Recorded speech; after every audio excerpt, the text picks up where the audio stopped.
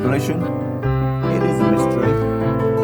It's just that you choose to deny it. And the world is spherical. It's not flat, even if you say it is. The sun is 93 million miles away. Who knew? Who knew? Hello, welcome. I am your man, NP, coming to you from the pub. Not live, there's no one in here yet. We are yet to open. Before we get going, if you could like, share and subscribe to this video, that would be amazing. Don't forget to tell your parents. So far in Genesis, God created the heaven and the earth. Adam and Eve get kicked out of Eden because why not? Noah says every creature on his ark. That must have stunk after it opened. Wouldn't want to have to have had a window seat, I think, on that voyage, wouldn't you? And his descendants procreated and repopulated the entire earth, allegedly. So let's see where chapter 11 takes us. Chapter 11, the book of Genesis. Let's go. Some Bible stuff. Now the whole world had one language and the same words. Sort of makes sense, doesn't it? Very unlikely. I'm British. We would have never learnt a new language by now. Maybe all this writing stopped these immoral men from venturing out of that village. Perhaps they didn't know of any other language. As they migrated from the east and came upon a plain land of Shinar and settled there. The land of Shinar is located in today's countries of Iraq, almost entirely, north of Kuwait, and a little part of the west side of Iran. Shinar occurs 8 times. And they said to one another, come, let us make bricks and burn them thoroughly. And they had brick for stone and bitumen for mortar. Because of course they did. Okay, now they are building stuff. That's good. Progression is good. And now evolution works. But how would they have known how to make bricks? There's no explanation there, but that's the Bible, a bit vague for you. Then they said, come, let us build ourselves a city and a tower with its top in the heavens, and let us make a name for ourselves. Otherwise we shall be scattered abroad upon the face of the whole earth. How did they build a tower to the heavens? Making a name for yourself is good. People basically are around the earth. Gravity may have something to say about your tower to the heavens, though, along with the skills of your tradesmen. Be careful, they haven't built a city yet, but they're going to build a tower to the heavens. The Lord came down to see the city and the tower, which mortals had built. This will be amazing. A bit like as if the Queen came to see what you had done. Brilliant. Thank you, Queenie. And the Lord said, look, they are one people and they all have one language. And this is only the beginning of what they will do. Nothing that they propose to do will be impossible for them. If we had one language, let's make it English, surely this would help. However, people from off of different areas have a multitude of different languages and beliefs, but they are learning the Bible.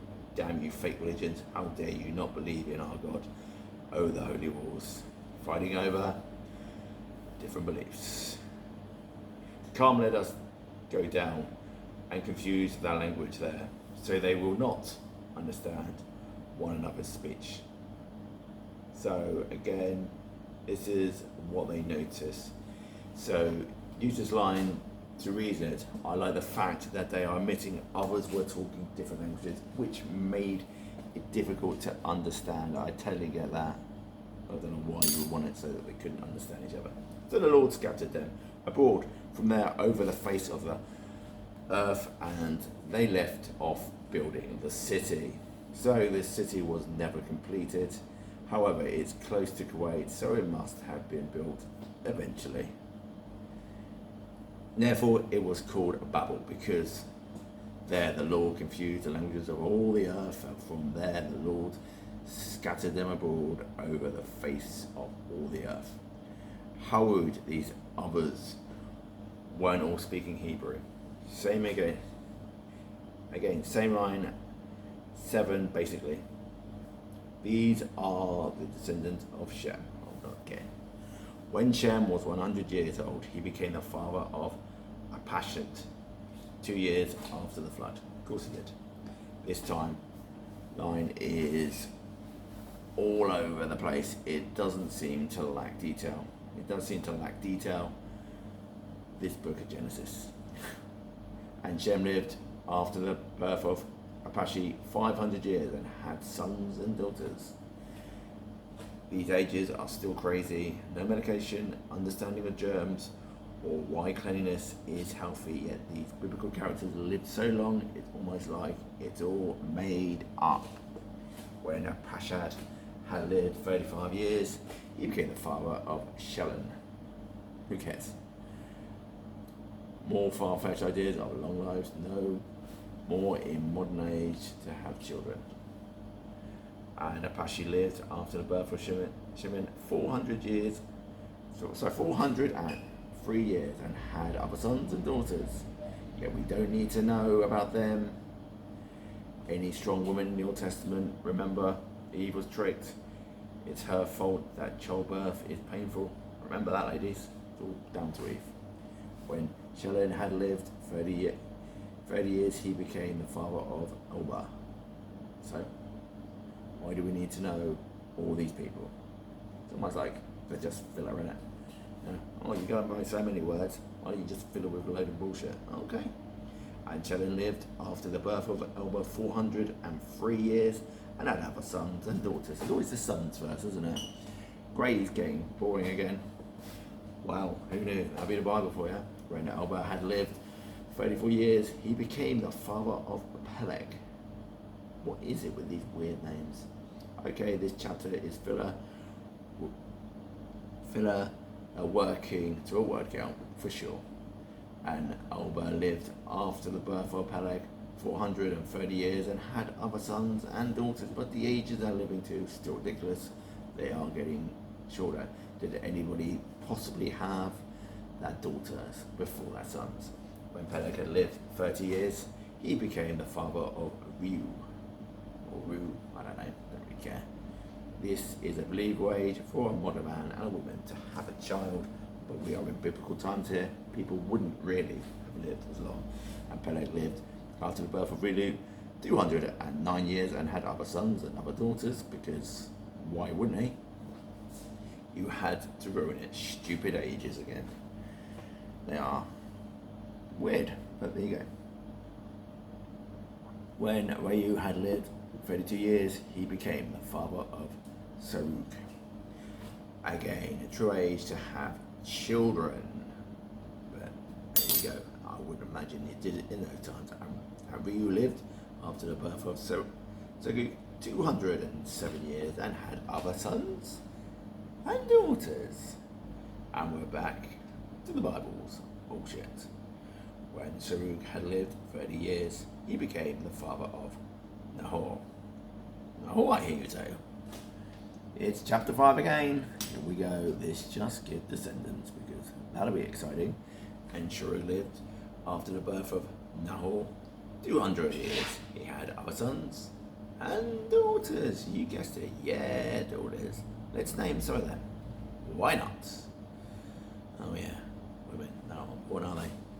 When Nahor had lived 29 years, they're getting shorter, he became the father of Terah. He had sons, oh yes, also daughters, but they aren't so important, so we won't put them in, eh? And Nahor lived after the birth of Terah 119 years and had other sons and daughters. Now this age is still potentially doable today. Unlikely, but it is. Some people have lived 129 years. Hope chapter 12 is better. We're only on the 11th chapter yet. Two are basically the same, and Terah had lived 70 years. He became the father of Abraham, Noah, and Haran. Yes, I'm sure he did, because why wouldn't he? Now these are the descendants of Terah. Terah was the father of Abraham, Noah, and Haran was the father of Lot. It's Lot now. What happened to Lot is terrible, but it's a real version of how bad this book is and how awful God is. But no spoilers. I do like the story of lots though. It's quite amusing to me. Haran died before his father Terah in the land of his birth and heirs of the Chaldeans. I don't understand the second part of that line. May have to look it up. That part say in urns of the Chaldeans. Kazim, commonly translated as urns of the Chaldeans, is a city mentioned in Hebrew Bible as the birthplace of the Israelites and the Ishmaelites. Parasesh. Okay, there you go. Abraham and Noah took wives. The name of Abraham's wife was Sarai. Well, something's going to happen to her. The name of Noah's wife was Mishka. She was the daughter of Haran and father of Mishka and Ishka. Female names, something will surely happen to them. It seems that Mary, from off Jesus, is the only woman that is suspected in the Bible, but we're in chapter 11, off of the first book of the Old Testament, so there may be another yet, we just don't remember her. Now Sarai was barren. She had no child. That didn't take long for her to be a disappointment now, did it? There you go, second line of her. Terah took his son Abraham and his grandson Lot, son of Haran, and his daughter-in-law Sarai, his son Abraham's wife, and they went out together from urns of the Chaldeans to go into the land of Canaan. But there they had come to Haran. They settled there. Haran is located in the fertile Haran plain, which is watered by the Baltic River, a major tributary of the Euphrates River.